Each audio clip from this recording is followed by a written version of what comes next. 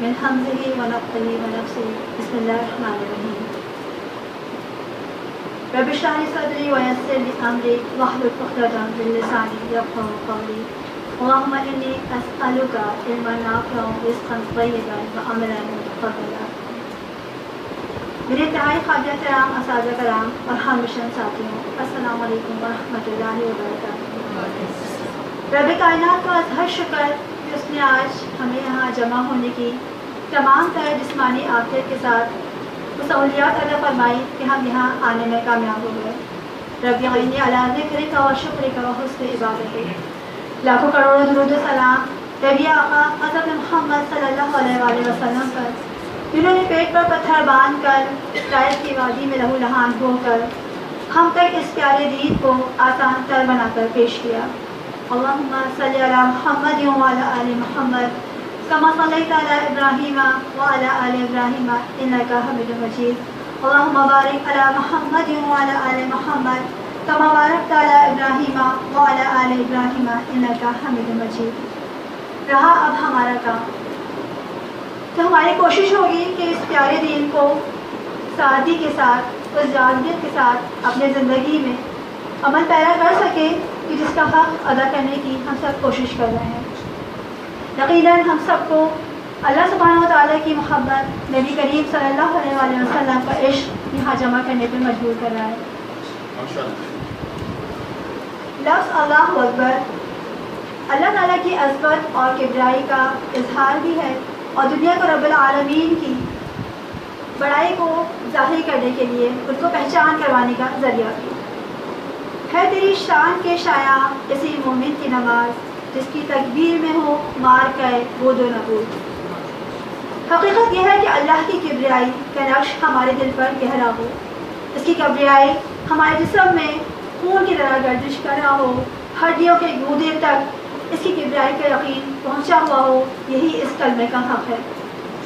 اللہ اکبر کی اس غیر معمولی انقلابی تصور کو گہرائی سے اتارنے ہی کی غرض سے ہم نے دیکھا کہ اذان اسی لفظ سے شروع ہو رہی ہے۔ لفظ اللہ اکبر جو دو الفاظ پر مشتمل ہے، احادیث مبارکہ میں متعدد بار تو استعمال ہوا ہے، یہ قرآن کریم فرقان حمید میں کہیں استعمال نہیں کیا گیا۔ آپ قرآن کریم کے 30 پاروں، 7 منازل، 114 صورتوں، 540 رکوعات اور 6236 آیات کو کھنگال کر دیکھ لیجیے، کہیں آپ کو یہ لفظ نظر نہیں آئے گا۔ باوجود یہ کہ بہت فضیلت والا کلمہ ہے، نبی کریم صلی اللہ علیہ وآلہ وسلم نے اس کلمے کو بارہا دہرایا اور ہمیں بھی اس کی تعلیم دی، اور ہمیں احساس دلاتا ہے یہ کلمہ کہ اللہ سبحانہ و تعالیٰ سے بڑھ کر کوئی بڑائی والی شخص کی ذات نہیں، اور ہمیں اس چیز کا احساس بار بار دلاتا ہے کیونکہ ہماری ایک تربیت ہے، ایک ہمارا طریقہ ہے کہ ہم ہر کسی کو بڑا سمجھنے میں آ جاتے ہیں اور اپنا ہی نقصان کرنے لگتے ہیں۔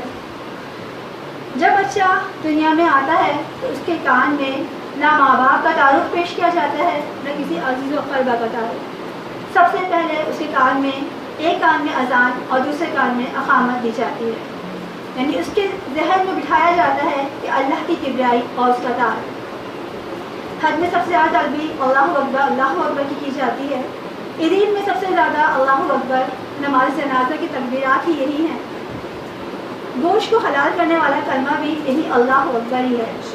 اس درجہ اہتمام کیا جا رہا ہے، اس کی اتنی اہمیت اور قرآن مجید میں موجود نہیں۔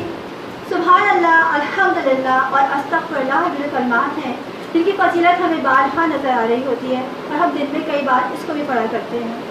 پھر وہ کیا بات تھی کہ اسے اسلام کے نظام تربیت میں بار بار دہرانے کا حکم دیا جا رہا ہے۔ انسانی فطرت میں ایک کمزوری ہے، وہی کمزوری کہ ہر اونچی چیز کو بڑا سمجھنے لگتا ہے، ہر بڑے درجے والے کو بڑا سمجھنے لگتا ہے، ہر رتبے والے کو بڑا سمجھنے لگتا ہے۔ سائنس اور ٹیکنالوجی میں جو آگے بڑھا ہے اس کو دیکھ کے ہم سمجھتے ہیں کہ یہی اکبر ہے، یعنی حاضر اکبر کی ہمارے پاس پکار چل رہی ہوتی ہے۔ ایسی مثالیں زندگی میں بہت موجود ہے، لہذا سب سے زیادہ ضرب اس بڑائی کے عقیدے اور تصور پر ہی لگائی جا رہی ہے کہ بارہا اللہ اکبر کا نعرہ بلند کیا جا رہا ہے۔ صرف اور صرف اللہ ہی اکبر ہے، باقی سب بڑوں کی بڑائیاں اس کے سامنے ہیچ ہے۔ اب جب اس اللہ اکبر کی لفظ کی اتنی خصوصیت کے ساتھ اتنی واضح ہمارے سامنے تصویر آ گئی تو آخر یہ قرآن میں کسی بھی جگہ ایک مقام پر بھی کیوں نہیں موجود؟ یقیناً اس سوچ اور اس کی تحقیق کا سہرا بھی جناب علامہ الیاس ستار صاحب کے سر جاتا ہے۔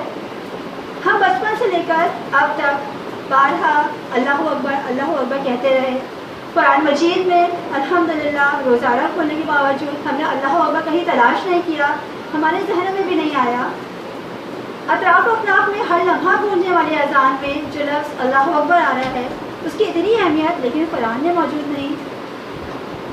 یہ بھی اللہ سبحانہ و تعالیٰ کی شان اور کبریائی ہی ہے کہ علامہ صاحب کے ذہن میں یہ آئی یہ بات کہ اللہ اکبر قرآن کریم میں موجود ہے، اللہ اکبر کبیرہ۔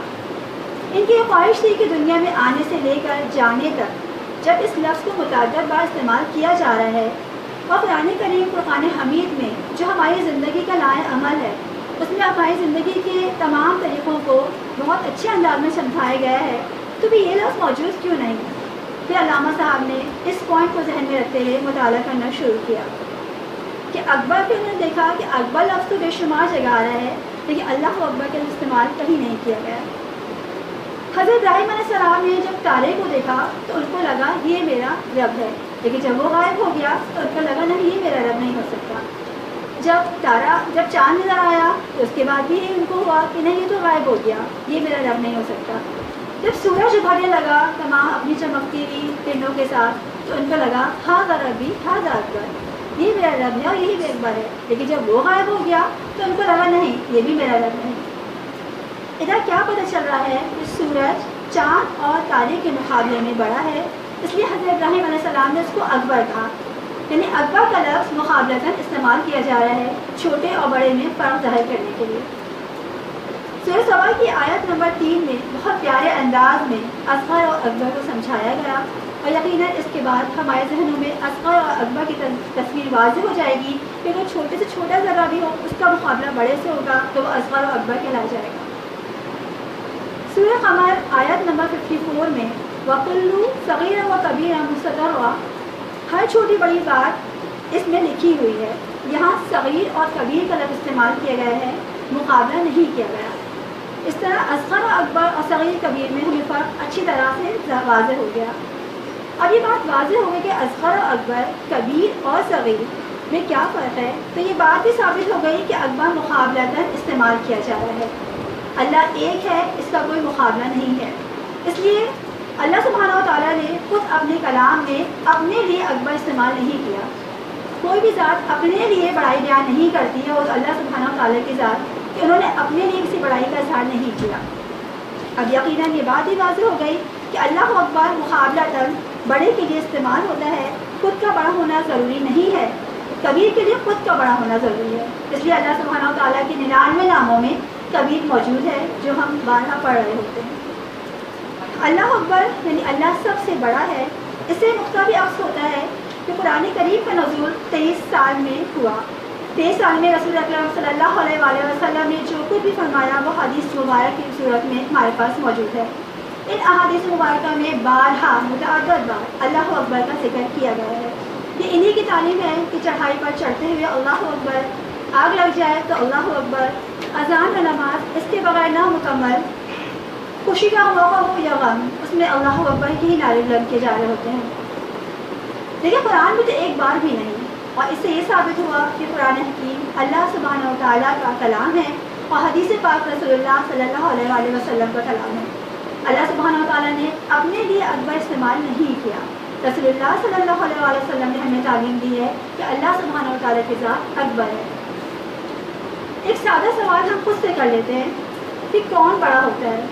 وہ بڑا ہوتا ہے جس کی طرف ہم جانا ہی پسند نہیں کرتے، جس سے ہم کچھ مانگنا ہی پسند نہیں کرتے۔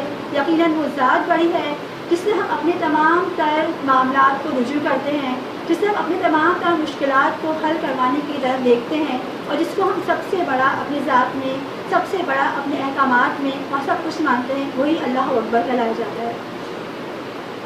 یہ تعلیم ہمیں نبی کریم صلی اللہ علیہ وآلہ وسلم کی طرف سے ملتی ہے۔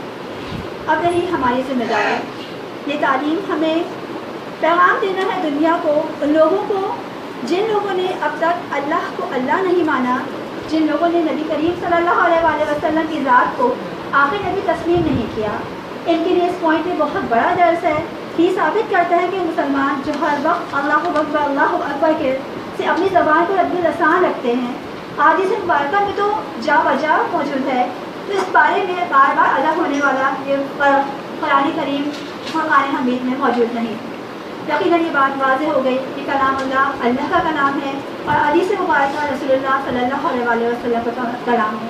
یہ اس بات کی بھی دلیل ہے کہ اللہ کے نبی صلی اللہ علیہ وسلم نے اللہ کے کلام میں اپنی طرف سے کبھی کوئی رد و بدل نہیں کیا.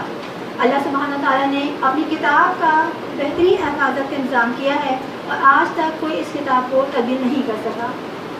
اب ابھی ہم نے غور کیا کہ 6236 آیات کو جو ہم ذکر کرتے ہیں، اب تک ہم لوگ نے 6667 ہی لکھتے چلے گئے. اس بات کا سر ابھی علامہ الیاس ستار صاحب کی طرف جاتا ہے.